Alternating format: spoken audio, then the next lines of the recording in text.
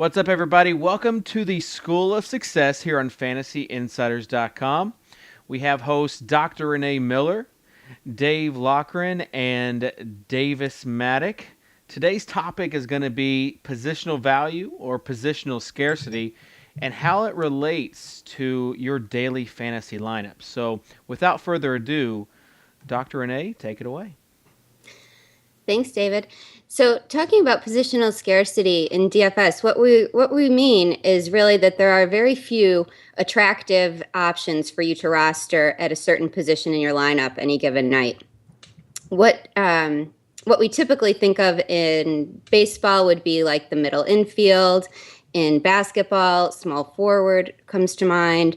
And in football, usually I think tight end, but that can vary from week to week. Some weeks running back can be a little bit scarce, or even quarterback. So what we're going to go through is how we deal with those types of positional scarcities. Do you pay up for the best option? Do you look for value? How do you try to deal with the mid-range player, the mid-range salary player who could go either way, have a great night or have a real dud of a night?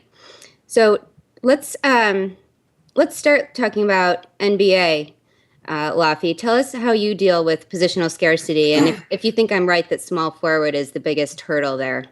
Yeah, it certainly is one of the biggest hurdles, and something that I've always preferred to do before dealing with positional scarcity would be to find the players that you want to lock into your lineup first. And for that purpose, we're assuming now that, let's just take small forward, for example. We're assuming that small forward is scarce and there's no one that you particularly like at the position.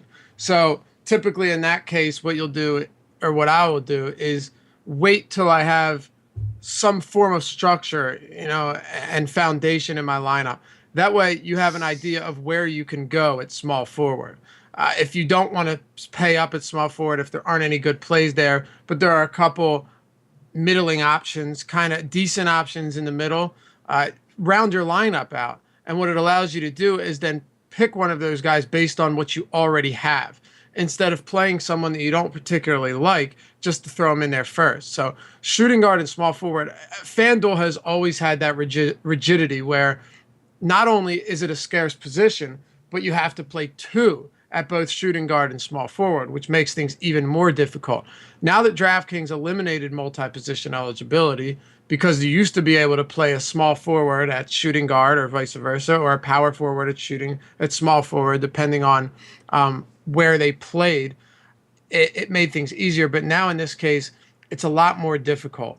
So round your lineup out first, put in some foundational plays, and then take a look at the position, which is thin. And typically shooting guard and small forward are barren with a select number of decent plays, but never anybody great.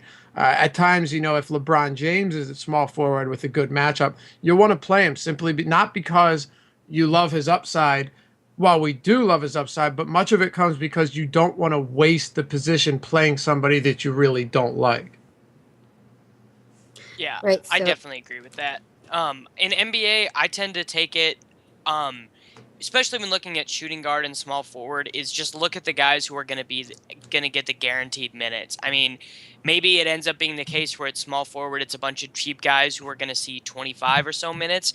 And if I have to pay up for a player like Gordon Hayward, who I might not be a huge fan of, but who I know is going to play 35 to 38 minutes and have in between a 25% and a 28% usage rate, I'm more likely to pay up for a guy like that who probably consistency. With that usage and those minutes, probably has a FanDuel point floor of 25-ish points, which sucks. 25 points isn't great, but it's also not 6 points, which Chris Copeland, if he's only playing 25 minutes, or Kostas Papanikolaou or Donatas Motiejunas can give you, just based off of their volatility. I just really don't like to embrace too much volatility in my cash game lineups. And on FanDuel, Davis, it makes it that much harder because you have to play two of them. Correct. So not only many times are you looking to pull someone like Gordon Hayward because, sure, you have a 25 fantasy point floor. You also have upside with Hayward, but more importantly, as Davis noted, you need those minutes to feel comfortable about playing someone like that. You also want to make sure not to overspend, though, because at small forward, if you're overspending at someone that you aren't overly fond of, now you're taking away from other positions that have depth. So you have to be able to find balance in that where you mandated to play two at the position, and that's what can make it difficult. But a lot of times, as Davis said, if you can find those consistent options that aren't going to break your bank, then you can move on to the other stacked positions such as power forward, point guard, and many times center, where you only have to play one, and it makes the situation a lot easier and a simpler process in constructing your lineup. Yeah, there's so much volatility at those positions too. Even a guy that gets consistent minutes like Harrison Barnes can go, he can have one fantasy point one night with his 22 minutes and 30 the next night, which is pretty common at the position, I think. And so when you do go with that kind of low to middle salary guy, you're gambling on that volatility. You really don't know what you're going to get. Right. You bring up a good point, though, Renee, and it kind of leads into being able to exploit the position. And what I mean by that is there should always be at least one person, especially on the bigger slates, that isn't priced according to how he's been playing. Recently, that's been Draymond Green. Draymond Green is listed at small forward, but he's not expensive and he's playing big minutes and he's underpriced, especially on FanDuel. If you can find guys like that, that's a diamond in the rough and it's a huge score. But many times you can find somebody like that. And I think Davis and Renee would both agree that at small forward, you want to take the opportunistic route and try to find somebody that's getting minutes in place of an injury, if at all possible, because now you're going to see the minutes and the opportunity and you won't have to pay a premium at a poor position. That's an interesting one because, I mean, obviously we all know about injury replacement players. Do you think, I guess it's kind of my anecdotal observation that replacement minutes at small forward are probably some of the least reliable minutes of any position. I feel like the volume of an injured small forward, somebody's going to be on the floor, but the usage is going to go to the starting power forward or starting shooting guard, or they're going to sure, but assuming who you're replacing, if that's the case, then it scales up to the higher price small forwards too. So if you're paying big money for certain small forwards that aren't seeing the usage to begin with, it's not as much of a precipitous drop-off as you would expect it to be, being that the small forward position outside of a select few players like LeBron James or Josh Smith or Gordon Hayward are already going to see a decline in fantasy points due to usage and just their overall involvement in the offensive game.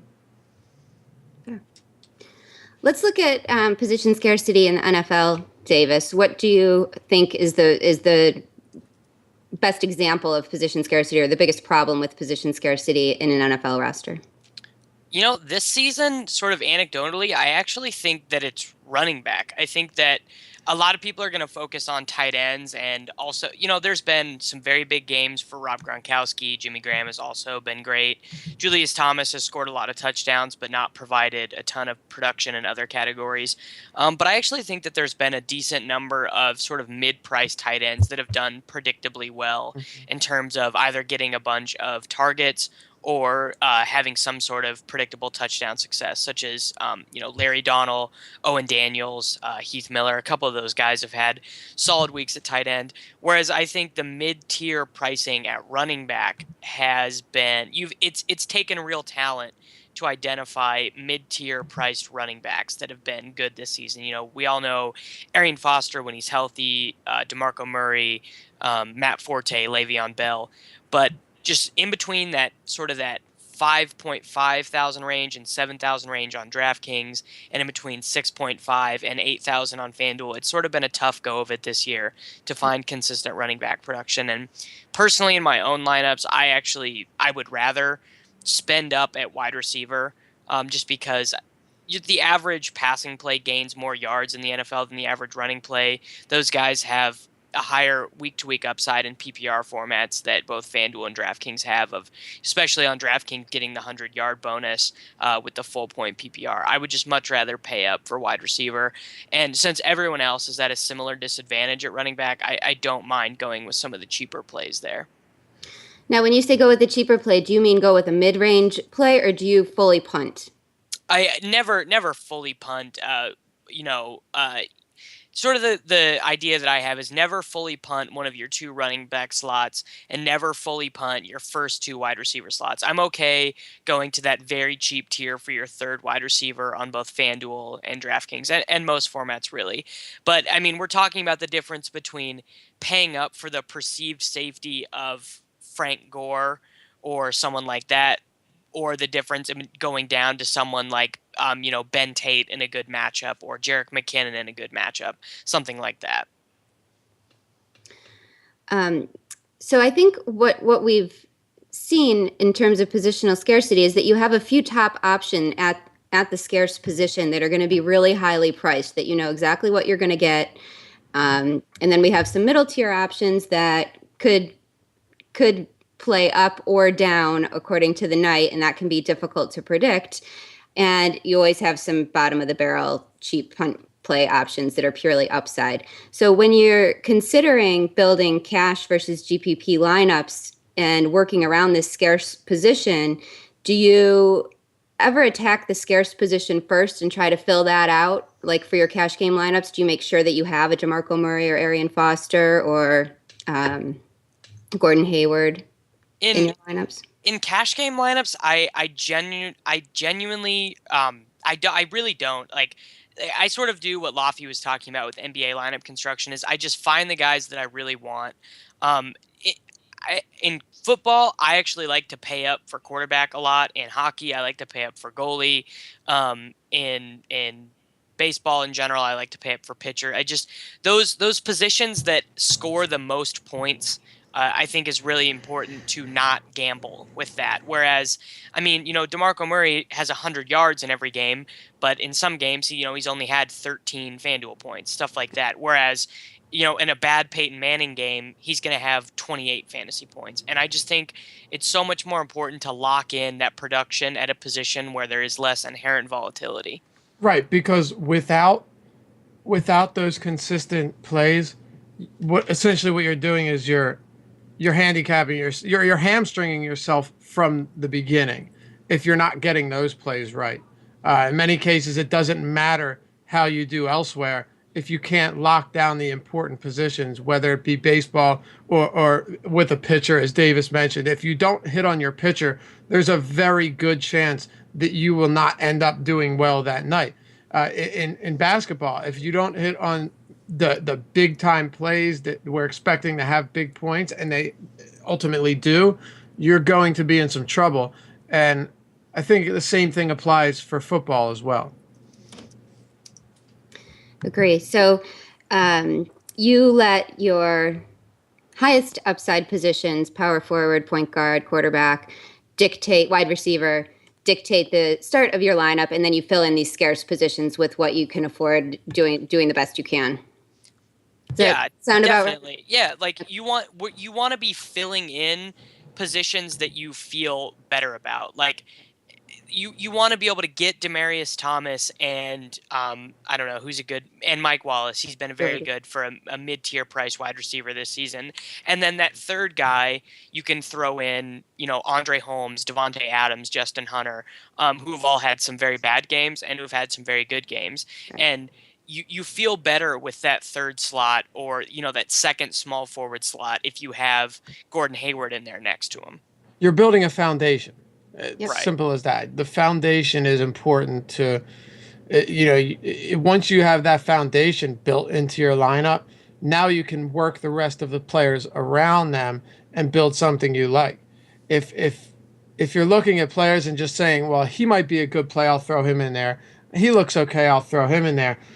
You're probably going to turn out with something that you're not particularly fond of. So when you have that foundation, a core group of players that you feel good about, then you can work around them and allow yourself to build something that you really like and that will ultimately have a lot more upside than something you would make simply by playing the first guy you like at each position as you scroll down the list. Good. All right. I think that'll do it for our discussion of positional scarcity today. Thanks for joining us. We'll be back next time with some additional DFS education.